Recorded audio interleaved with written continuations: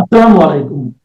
প্রিয় দর্শক, অন্য মঞ্চে আলোচনায় আপনাদের সকলকে আমন্ত্রণ জানাচ্ছি। চলে যে বাংলায় দেখুন, আমি না বলে যে কেউ বলতে পারতেন যদি একটু গভীরভাবে ভাবার চেষ্টা করতেন বিষয়টা। তবে আজকে যে ব্যাপারটা দাঁড়িয়েছে সেটা কিরকম জানেন তো, সেই মহাভারতের ধৃতরাষ্ট্রের যে একজন সহচর ছিলেন এবং তিনি সারথীও ছিলেন, তাকে ঋষি বেদব্যাস তাকে একটা একটা দান করে একটা বর দিয়েছিলেন। সেই বরের জন্য সেই ভদ্রলোকের নাম ছিল সঞ্জয়। সঞ্জয় কিন্তু দূর থেকে মানে যুদ্ধের সময় সব বলে দিতে পারত, কবে কি হবে কি হচ্ছে সব। তো অনেকে মনে করতে পারে যে সঞ্জয়ের মতো আমিও সবটা দেখতে পাচ্ছি কি করে। এটা কিছুই নয়, এটা বিষয়ের গভীরে থাকলে পরে যে কেউ ব্যাখ্যা দিতে পারবে এবং বলতে পারবে। আমি সেই জায়গা থেকে আমি এখন যেটা বোঝাচ্ছি সেটা হচ্ছে যে দেখুন, এই ভোট যখন আমার বাংলার এসআইআর করে 91 লক্ষ ভোটার ডিলিট হলো, 27 লক্ষ মানুষকে অ্যাডজুডিকেশন করে বাতিল করলো, তখন আমি বলেছিলাম এই ভোটের কোনো মূল্য নেই, এই ভোট দরকার নেই, যে রাষ্ট্রপতি শাসন জারি ভালো। তারপরে আমি বিভিন্ন মানুষকে বলতাম যে দেখো, সব কেড়ে নেবে, মানে ভোট যাই হোক সমস্তটাই কেড়ে নেবে। তার কারণ আছে, কারণ এটাই আরএসএস এর 100 বছর পূর্ণ বা হিন্দু রাষ্ট্র ঘোষণা। আপনারা জানেন যে গত কয়েকদিন আগে, কিছুদিন কালই আজকেই দেখলাম, আরএসএস এর প্রধান মোহন ভাগবত তিনি বলছেন নরেন্দ্র মোদীকে, নরেন্দ্র মোদী তার হাত চেপে ধরে কি একটা উত্তর দিয়েছে যে সৈনিকদের মধ্যে 50% মানুষ আছেন যারা প্রকৃত হিন্দু নয়, মানে বর্ণ হিন্দু নয়, ব্রাহ্মণ ক্ষত্রিয় বৈশ্য নয়। এই অচ্ছুতরা কুড়ে কুড়ে খাচ্ছে, মানে এদেরকে এখনই বাদ দিতে হবে, এদেরকে বাদ দিতে হবে। তো সেই দিকে যাচ্ছে। আমরা যা যা বলেছিলাম তাই মিলেছে, কিন্তু বাঙালির হতাশ হলে হবে না। অত্যন্ত ভালো দিন আসছে আমাদের। কেন জানেন কেন এত ভালো দিন? কারণ বাম আমলে আমরা গণতন্ত্র, ধর্মনিরপেক্ষতা অনেকটা এনজয় করেছি। আমরা নাবালক ছিলাম, সাবালক হইনি, সবটা তো হয়ে যেত। তৃণমূলের আমলে কি হয়েছে? তৃণমূলের আমলে আমাদের অভিমান বেড়ে গেছে। অমুককে দিল, আমাকে দিল না কেন, অমুককে আমাকে কম দিল কেন, এই বলে ফেললো কেন, ওই দিল্লিতে গিয়ে আন্দোলন করুন বললো কেন, এই হরিচাঁদ গুরুচাঁদকে বলতে গিয়ে রঘুচাঁদ গুরুচাঁদ বলে ফেললো কেন। এটা অভিমান ছিল, কারণ আমাদের একটা ছাতা ছিল, সেই ছাতা আমাদের রক্ষা করতে প্রত্যেকটা ক্ষেত্রে বাঙালিকে বুক দিয়ে রক্ষা করেছিল, যে পার্টিই করুক। তিনি জননেত্রী মমতা বন্দ্যোপাধ্যায়।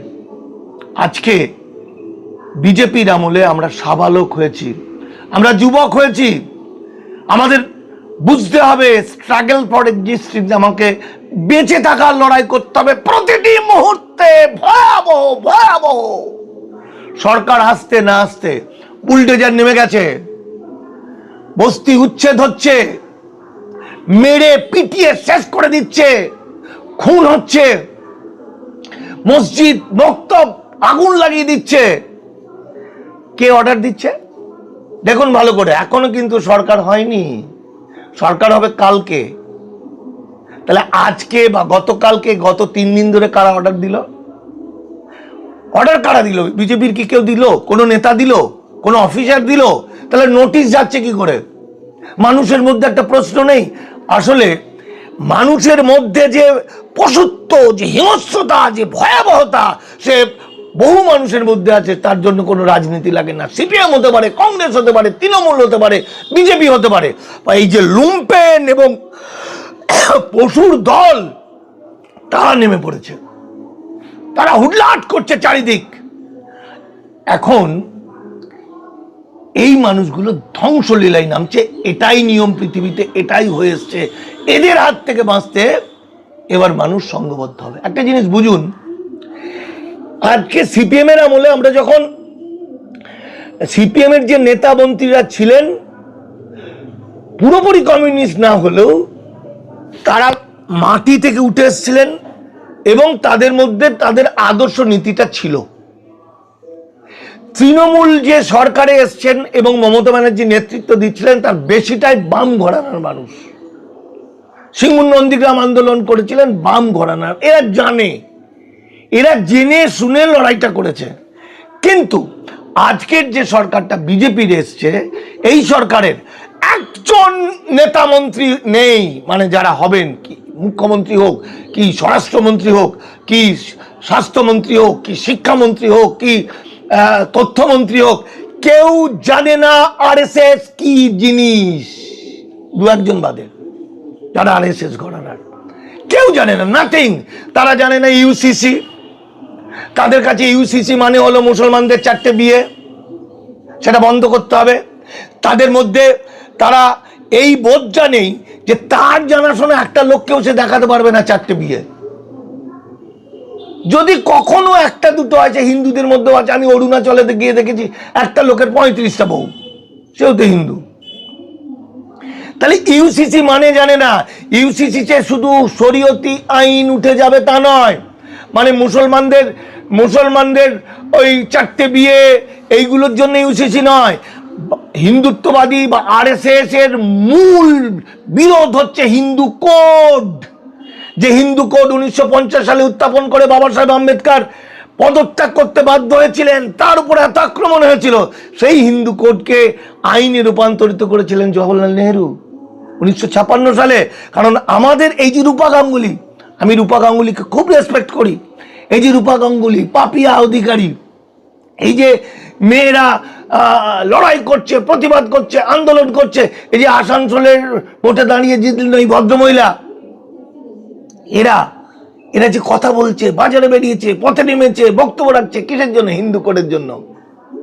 আগে হিন্দু মেয়েরা ডিভোর্স করতে পারতো না, হিন্দু কুলীন ব্রাহ্মণ 100-150 বিয়ে করত, হিন্দু মেয়েদের বাবার সম্পত্তির অধিকার ছিল না, বিধবা বিবাহ হতো না, বিদ্যাসাগর সিম্বলিক ভাবে করলেও আইনত হতো না, ক্লিয়ার?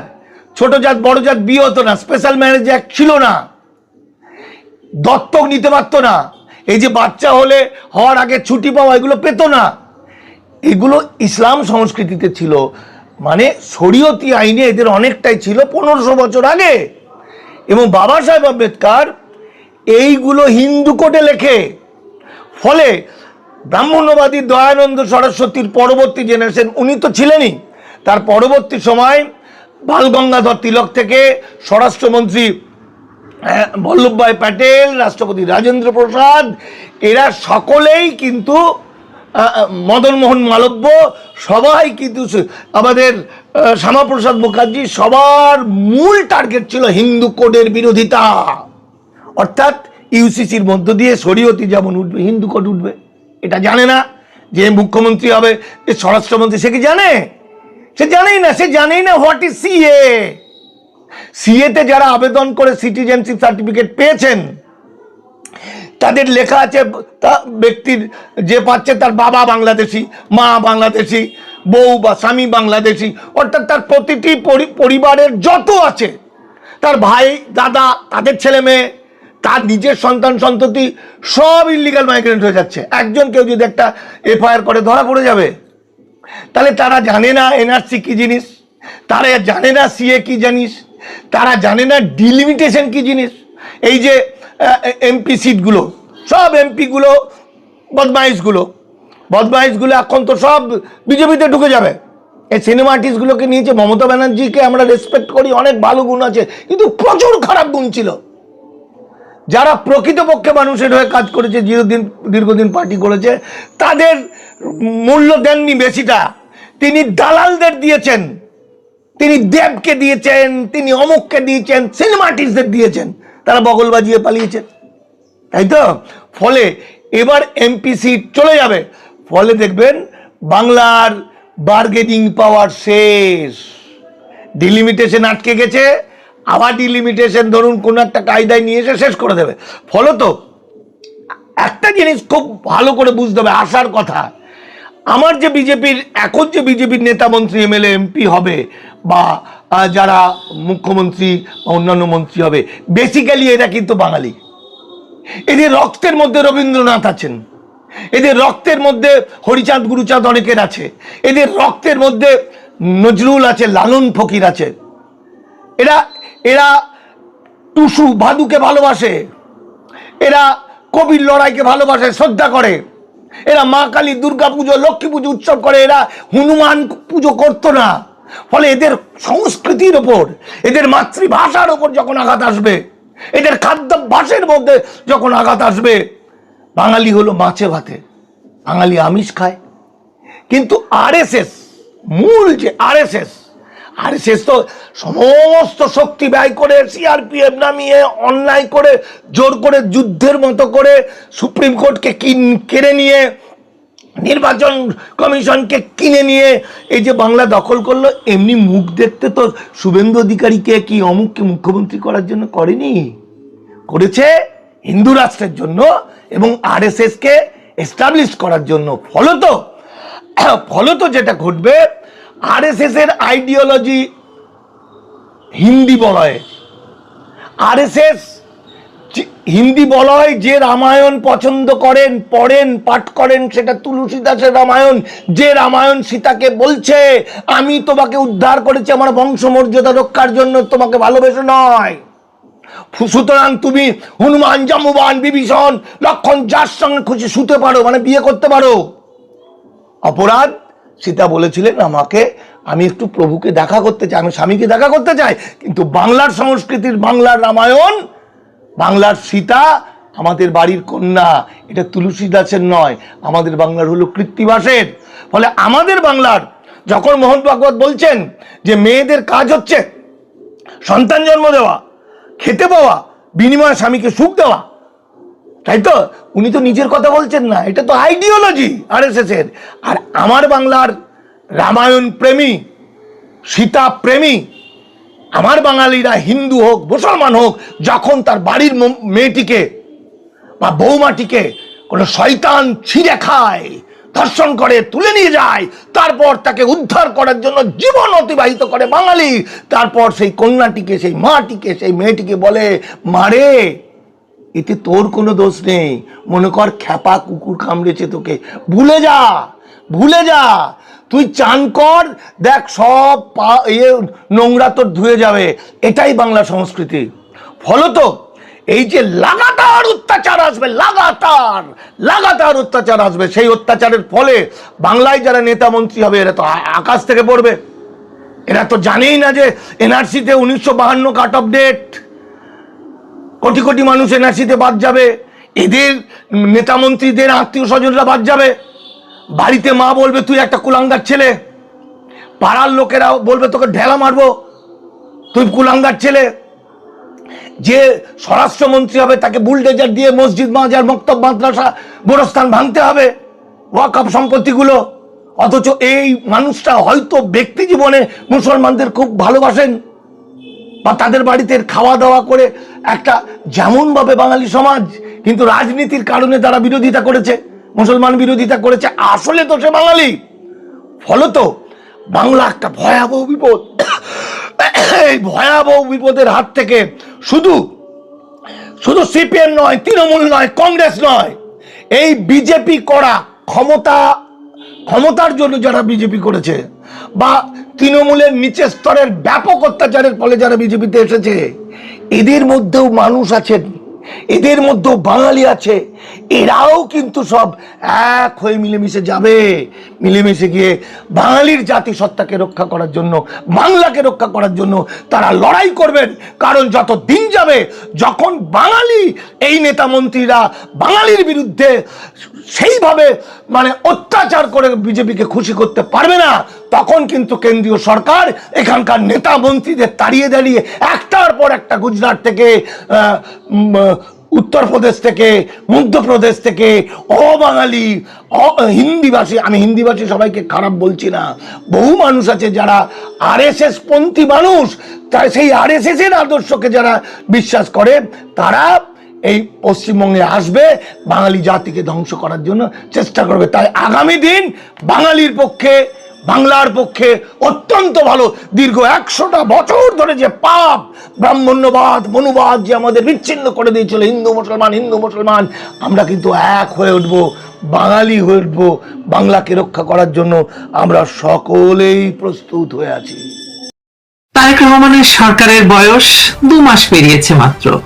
কোন রকম ফিজিবিলিটি স্টাডি, বিশেষজ্ঞ মতামত ছাড়াই সরকার $3 বিলিয়ন পদ্মা ব্যারেজ করার ঘোষণা দিয়েছে। শেখ হাসিনা পদ্মা ব্রিজ করেছিল না, পদ্মা ব্যারেজ তো করতেই হবে। খুনের অভিযোগে অভিযুক্ত সরকারের সড়ক ও সেতু মন্ত্রী বলে দিল যে ফিজিবিলিটি হয়ে গেছে। কখন শুরু করেছিল ফিজিবিলিটি? $3 বিলিয়ন কোন প্রজেক্টের ফিজিবিলিটি 2 মাসেই করা সম্ভব, নাকি এটা সেই আমেরিকার সঙ্গে চুক্তির মতোই নির্বাচনে জয়লাভ করার জন্য পদ্মা ব্যারেজের জন্য চুক্তি করা হয়ে গেছিল কারোর সঙ্গে, এমন কিছু? নাকি শেখ হাসিনা পদ্মা ব্রিজ করেছেন, তারেক রহমানকে তো কিছু না কিছু করতেই হবে। করতে পারবেন কি পারবেন না সেটা পরের বিষয়, ঘোষণা তো দেওয়া গেল। আরেকটা কথা, মেগা প্রজেক্ট মানেই মেগা দুর্নীতি।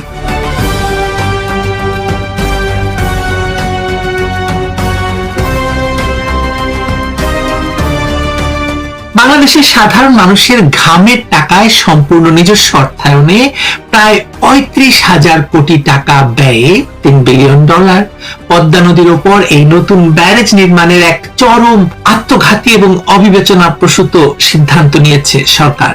গত বুধবার তারেক রহমানের নেতৃত্বাধীন একনেকের সভায় এই মেগা প্রকল্পটির চূড়ান্ত অনুমোদন দেওয়া হয়। পানি সম্পদ মন্ত্রী শহীদুদ্দিন চৌধুরী অ্যানি অত্যন্ত গর্ব ভরে গণমাধ্যমের সামনে এটাকে তাদের মাস্টার মাইন্ড প্রকল্প, এই শব্দটি লক্ষ্য করুন, মাস্টার মাইন্ড প্রকল্প, ডক্টর ইউনূসের সেই মাস্টার মাইন্ডের কথা মনে আছে না, এবং দীর্ঘদিনের লালিত নির্বাচনী ইশতেহারের বাস্তবায়ন বলে দাবি করছেন। তারা জাতিকে স্বপ্ন দেখাচ্ছেন যে এই ব্যারেজ হলে গড়াই, মধুমতি, হিসনা, মাথাভাঙা, চন্দনা, বারাশিয়া, বড়াল এবং ইছামতির মতো দক্ষিণ পশ্চিমাঞ্চলের মৃতপ্রায় নদীগুলো নাকি রাতারাতি পুনরুজ্জীবিত হয়ে উঠবে। 24টি জেলার 7 কোটি মানুষ এর সুফল ভোগ করবে এবং 2033 সালের মধ্যে 3টি পানি বিদ্যুৎ কেন্দ্র এবং 7টি স্যাটেলাইট শহর গড়ে উঠবে। বেশ কিন্তু এই গালভরা রাজনৈতিক বলির আড়ালে লুকিয়ে আছে দেশের নদীমাতৃক অস্তিত্ব এবং সামগ্রিক ইকোসিস্টেম বিলীনের এক গভীর ষড়যন্ত্র।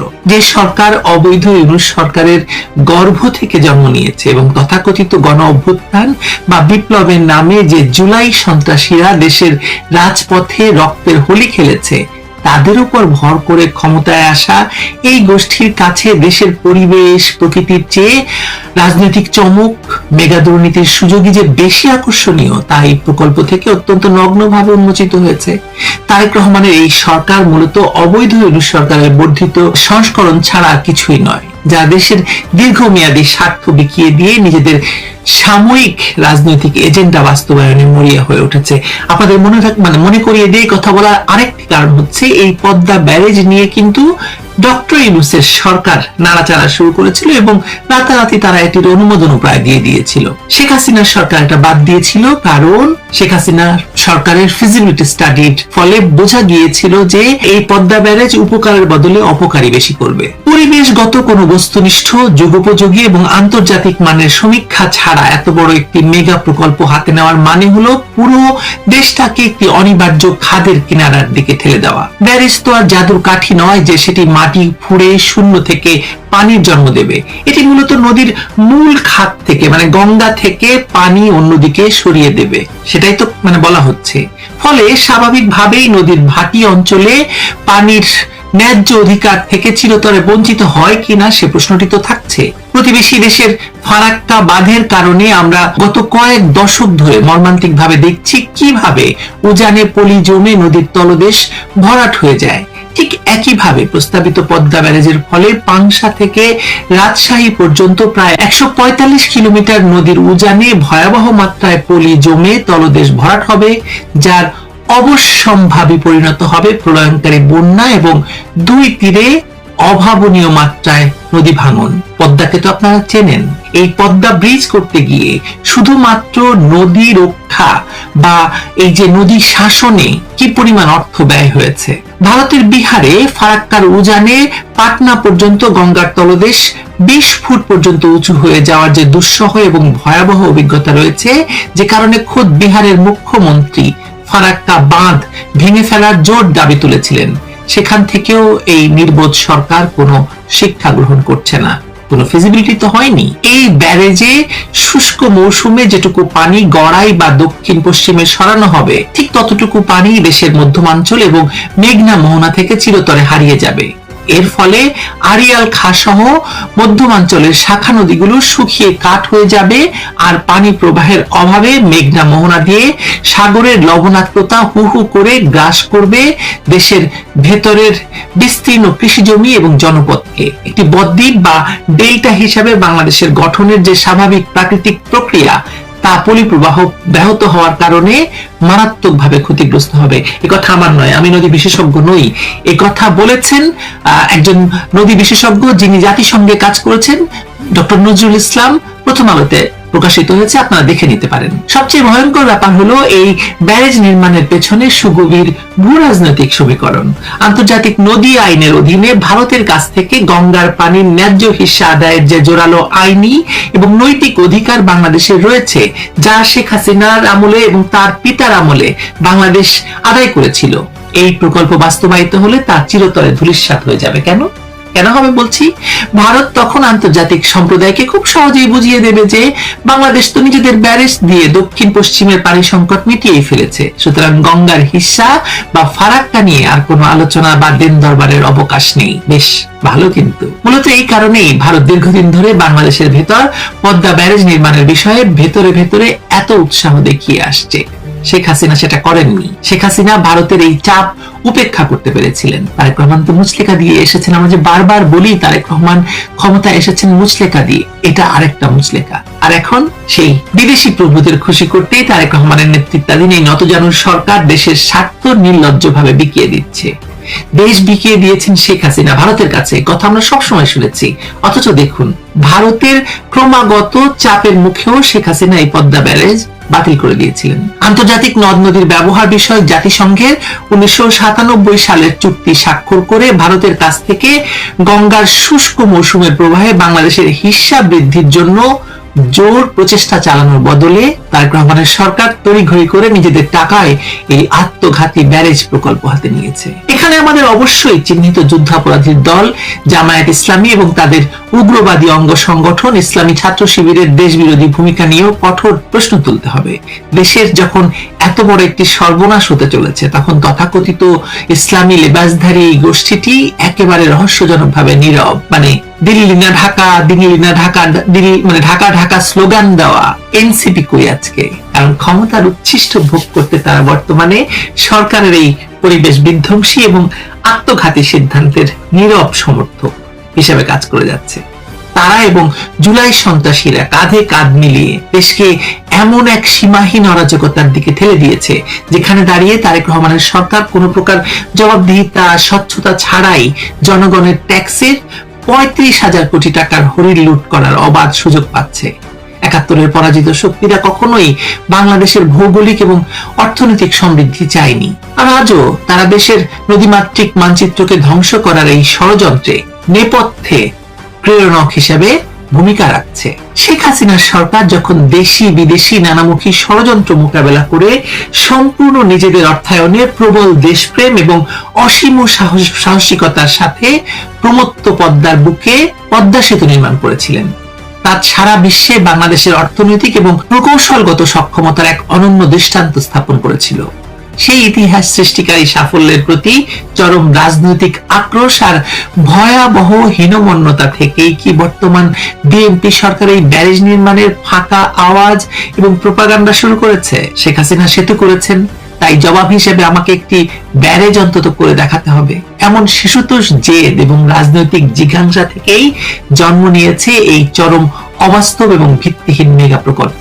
একটি পরিবহন অবকাঠামোর সাথে একটি অত্যন্ত সংবেদনশীল নদী নিয়ন্ত্রণ কাঠামোর যে যোজন পার্থক্য রয়েছে, সেই ন্যূনতম কাণ্ডজ্ঞানও এই সরকারের নীতি নির্ধারকদের নেই। থাকবে কেন বলুন? মুচলেকা। প্রকৌশলগত এবং কারিগরি দিক থেকেও এই প্রকল্প একটি চরম ব্যর্থতার জ্বলন্ত দলিল হয়ে উঠতে যাচ্ছে। শুষ্ক মৌসুমের কথা মাথায় রেখে বর্ষা মৌসুমে ব্যারেজে পানি জমিয়ে রাখার অবৈজ্ঞানিক তথ্য দেওয়া হচ্ছে, কিন্তু বর্ষায় যখন আমাদের এই অগভীর ব্যারেজ পানিতে টইটুম্বুর থাকবে, তখন উজানে অতিবৃষ্টির কারণে ভারত যদি হঠাৎ করে ফারাক্কার সবগুলো গেট একসঙ্গে খুলে দেয়, সেই প্রলয়ঙ্কারী আকস্মিক পানির ঢল এই পদ্মা ব্যারেজ কিভাবে সামলাবে বলুন? এর কোনো উত্তর এই মেকি সরকারের মন্ত্রীদের কাছে নেই। থাকবে কি করে বলুন?